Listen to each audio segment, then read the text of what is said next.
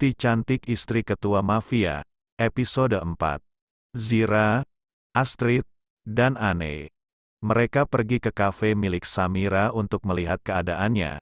Sudah 3 hari ini mereka tidak kumpul bersama, karena kesibukan dengan pekerjaan masing-masing. Assalamualaikum, salam mereka kompak. Walaupun berbeda agama dengan teman yang lainnya, Anne selalu menghormati agama dari teman-temannya.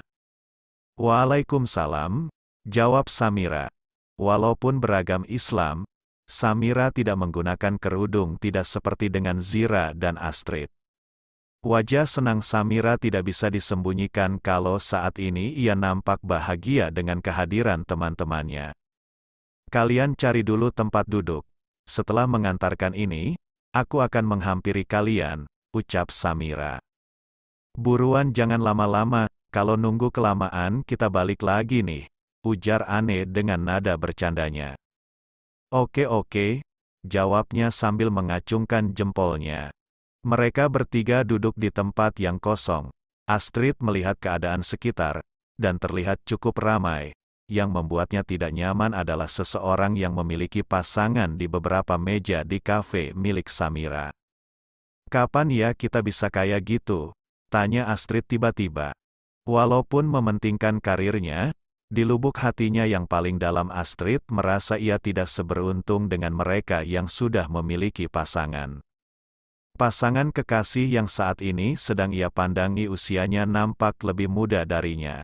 Bahkan ada anak sekolahan yang berpasang-pasangan. Lantas bagaimana dengan dirinya yang sebentar lagi akan menginjak usia 30 tahun?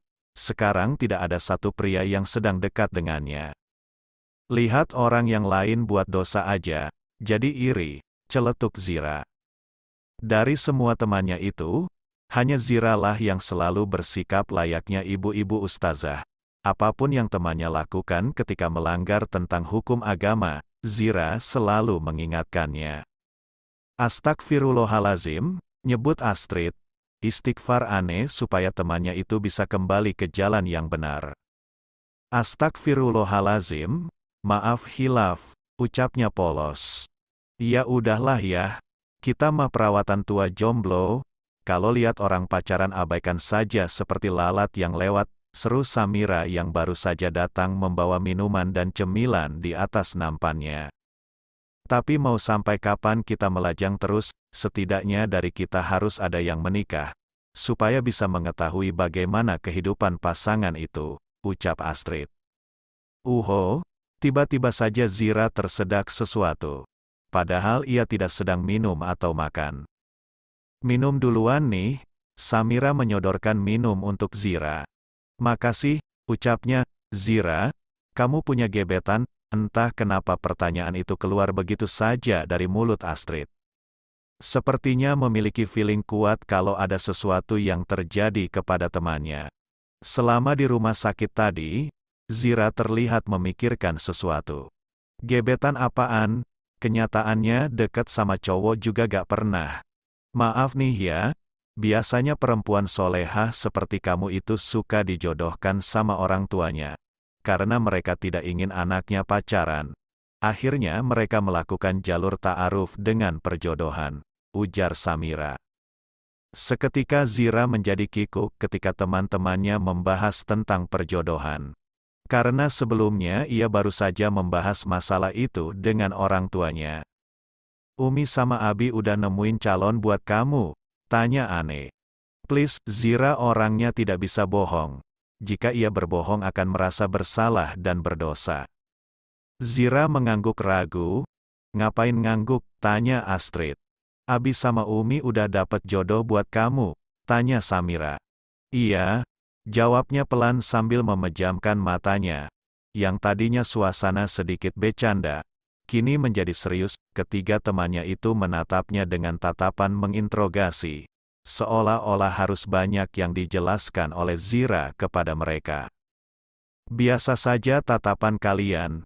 Aku malah merasa risih, ucap Zira. Mereka malah nyengir. Jadi, tanya mereka kompak. Jadi apanya? Tanya Zira kebingungan. Refleks Astrid menggebrak meja, karena greget kepada Zira. Seketika pengunjung yang ada di dekat mereka memperhatikannya. Selaku pemilik kafe, Samira merasa tidak enak kepada pengunjungnya. "Maaf, kalian bisa lanjutkan makannya." "Maaf," ucap Samira ramah. Astrid yang membuat kegaduhan hanya nyengir dengan rasa bersalahnya. "Ya sudah, kita fokus saja ke pembicaraan sebelumnya," suruh Anne penasaran. "Ya udah, cepat ceritain pria seperti apa yang dijodohkan sama kamu," ucap Samira yang sudah tak sabar mendengarkan siapa yang dijodohkan dengan Zira. Kata Abi dan Umi, dia dari kalangan keluarga baik-baik.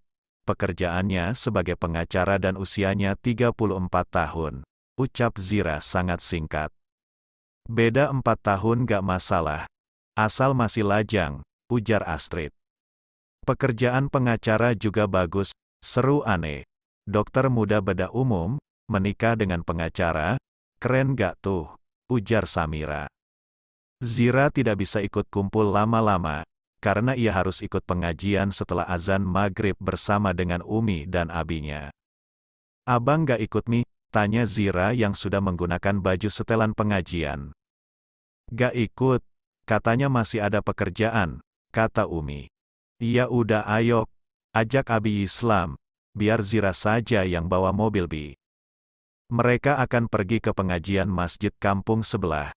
Selaku ketua majelis masjid di kotanya, Abi Islam selalu diundang ke acara-acara pengajian.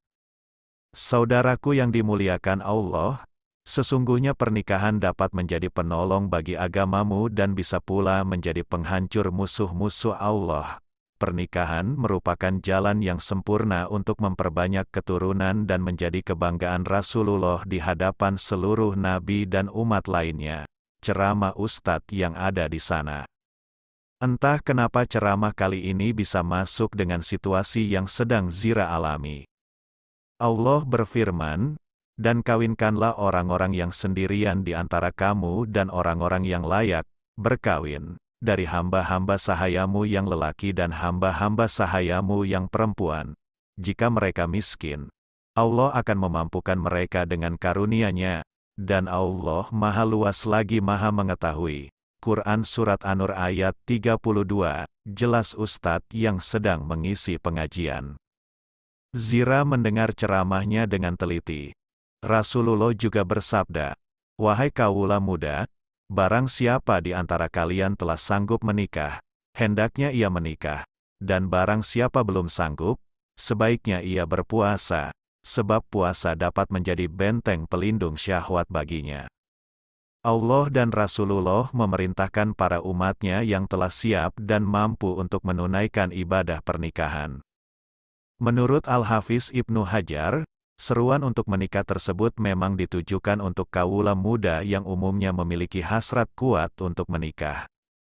Menikah juga termasuk sunnah para nabi dan rasul. Allah berfirman, "Dan sesungguhnya kami telah mengutus beberapa rasul sebelum kamu dan kami memberikan kepada mereka istri-istri dan keturunan." Quran Surat Ar-Ra'd ayat 38. Dari ayat tersebut, kita perlu introspeksi diri bahwa sudah selayaknya umat muslim yang masih lajang untuk segera menikah. Hal ini sesuai dengan sunnah para nabi dan rasul yang perlu kita teladani segala kebaikannya. Oleh karena itu, saudara-saudaraku sekalian, bergegaslah kamu menikah untuk menyucikan dirimu dan menjaga saudari muslimahmu yang suci. Dengan begitu, maka kamu akan terhindar dari fitnah yang dapat menyakitkanmu. Bersambung, terima kasih sahabat Diari Sobat 7, yang selalu setia, selalu dukung channel kami, jangan lupa subscribe, like dan komentar di kolom bawah. See you.